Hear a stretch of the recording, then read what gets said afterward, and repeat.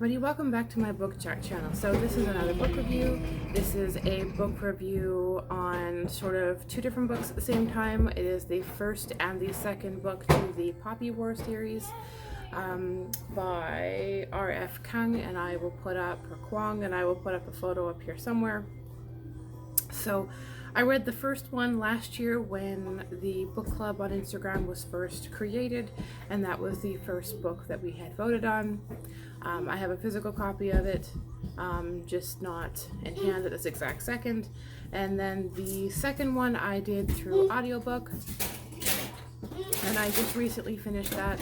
I did it as a buddy read with a gal from Instagram,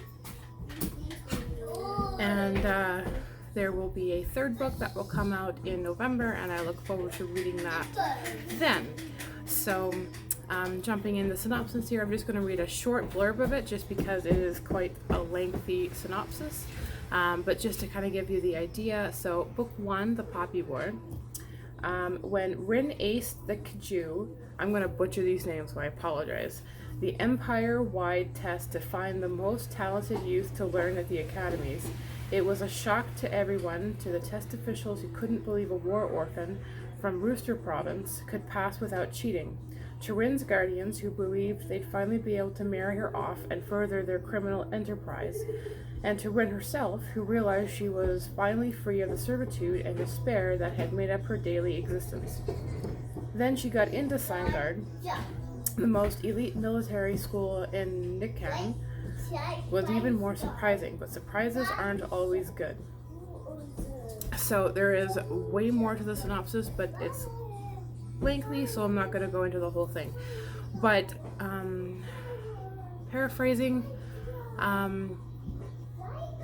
I guess just to sum it up, basically it's about a girl who was born into unfortunate circumstances, and she's bound and determined to better herself and find a better life for herself. That doesn't necessarily revolve around the stereotypical time back then of women have kids and raise a household if they're lucky, and that's kind of how it goes.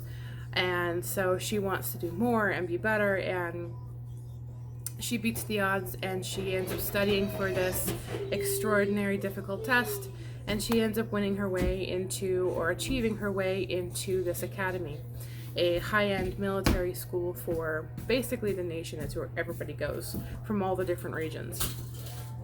So if you make it in, that's sort of, I guess, big honors. And so going into this book, the first one, I really wasn't sure what to expect. I've never read a story like this before. There was a lot of depth to each character. There was a lot to the story itself. I didn't know going into this that this was, that there would be a sequel to it, let alone a trilogy. I had just started it, and the way that it ended made me realize that there must be more to it, so I went and looked it up, and sure enough, there was another book. So, but getting more into the story, I rather enjoyed the story. There was definitely sections of it, though, that really pulls at the heartstrings. It's very well described and very well detailed.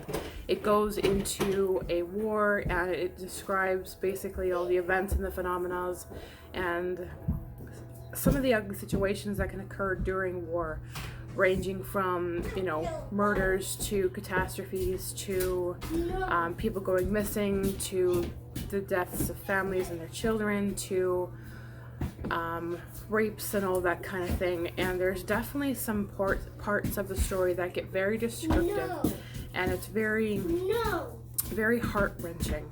At least I found it to be so. There were definitely moments in there where I found myself actually very angry, and there were definitely some moments where I actually ended up tearing up a bit because it was just that well written that it really pulled at me. So it's definitely a very diverse story where it hits on a lot of different issues, all revolving around the concept of war. It follows the main character, Rin, and basically how she copes from going from her simple, humble origins to the military school and then into a war. So it follows all of it from step to step, At the end of it, you find out that there's more. Well, as you go through, you find out there's more. There's an involvement of mythical gods and the ability to embody them or bring them into you as in a sense. So you have the ability to share the body with a god, and so your mind isn't always your own, and you meet these people that go through that. And Rin, in the end, well, she learns all about it and ends up succumbing to something of a similar situation herself. So I don't want to divulge too much of the ending or really any of the details, just because there is so much to the story and I wouldn't want to spoil it for anybody. So at this particular point, I'm going to just warn you, I am now switching from talking about the first book going into the second book, so that for any of you who haven't read it yet, can either pause it and come back later or just not watch the rest of it. And now if you have read the second one, great, that's where we're going next. So jumping into the second one is called The Dragon Republic, and I will quickly just read the short rendition of the synopsis for the second one, and then we will go from there. So in the aftermath of the Third Poppy War, shaman and warrior Rin is on the run, hunted by the haunted by the atrocities she committed to end the war. Addicted to opium and hiding from the murderous commands of her vengeful god, the fiery phoenix. Her only reason for living is to get revenge on the traitorous empress who sold out Nikan to their enemies. So again, there is quite a bit more to the synopsis, but I'm not going to get too much into it just because it is kind of lengthy. So again, I had briefly mentioned that the first book had talked about being able to, or that people were able to embody the gods, and they call them shamans, where they can call upon the powers of the gods, and there is definitely pros and cons to that.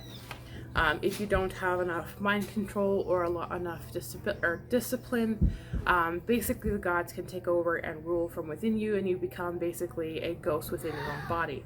And then there's some situations where there's a balance of both, and then there's some where you have full control. So with every person, it's different. Now, in Rin's case, you find out at the end of the second, or the end of the first book, that she ends up taking in and embracing the shaman life and taking in the god Phoenix, which is a very fiery bird. So true to its legend, basically all the theories and stories you've heard about the fiery god, the Phoenix, is what this one dictates. And while I really enjoyed the first one, I've got sort of, I guess, I enjoyed the second one, but it's kind of mixed reviews. Like, going into the second one, I can absolutely understand and empathize with Rin on how difficult it can be to have a god within you and have a presence within you and have it so that your mind isn't completely your own. I get that, I really do. But I found that for, I think, the first quarter of the book, to me, she's almost over dramatic about everything she goes through, and it's almost like the author kind of took the dramatics of what she's experiencing and she kind of rambles on a little too far with it, in my opinion. It felt like she was just constantly whining and going on and on about her situation and not getting to the point. Like, I get that not everybody has the ability to just stand up and say, let's get over it and move on. But based on the first book, you have the impression she does have that drive and that willpower to just roll over and just get up and go regardless of the situation. And as you progress into the second book, it's almost like she's lost that part of herself. And it's a little frustrating and kind of boring. Almost a little annoying and boring at the same time. Like, I had to kind of push through that to get to the remainder of the book, and I was buddy reading it, so I was determined to push through it, and I kept hoping it would pick up, and it did. As we get further into the story, you learn more about the shamans, you learn more about their culture, more about her, more about the reason as to why the wars broke out in the first place. There's a lot more information divulged based on the history of just about everybody. There is so much going on. The character development definitely, in my opinion, gets better. It's written so well that there are certain people as you read through you get attached to, but at the same time you're on your guard with them. You don't know, you're constantly waiting for the other shoe to drop. Like, you really want to trust this person and they come across great, but then all of a sudden they do something that completely blows your mind. You know, they betray that person, or they do something that doesn't quite, I mean, it makes sense, but in conjunction with what they've been doing and with their friends and things, it just doesn't, like, it's a form of betrayal. Like, there's so much of that goes on. So I definitely liked the development of the characters and the story, and I enjoyed the history tales. There's so much that gets jam-packed in the story, and I found about halfway through to the end of the story, it does get better and it does pick up. So if it hadn't been for that, I'd say I would probably just leave the series as it is. But as it drew near to the end, you know, she gets captured and she goes through a dramatic rescue and all these other things, and it's never ending with that. Like, it's constant like that. She's never safe. She's always on her guard. And the entire book has that sensation, so you almost feel that way going through it. You're always waiting for the next thing. So, just to quickly sum it up, I guess, I really did enjoy the story.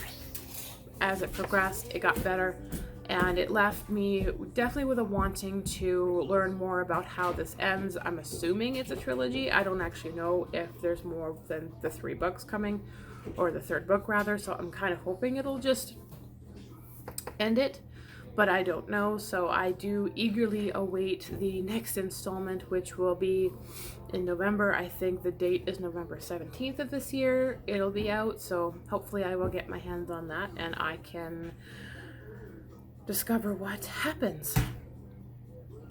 So that is my take, my opinions, and my thoughts on the Poppy War books 1 and 2. The Poppy War being the first one and the Dragon Republic being the second one. I do highly recommend you check out these books. It is definitely a different kind of read. And yeah, so have you read these books before? Do you plan on reading these books before? If you've read them, what are your thoughts on the book? What are your opinions on the 2 different stories so far, or the 2 different parts of the story so far? I'd love to know what you think and what you feel on them. If you've got any questions or comments, feel free to leave them down below, and I will see you all in the next video. Bye. Happy reading.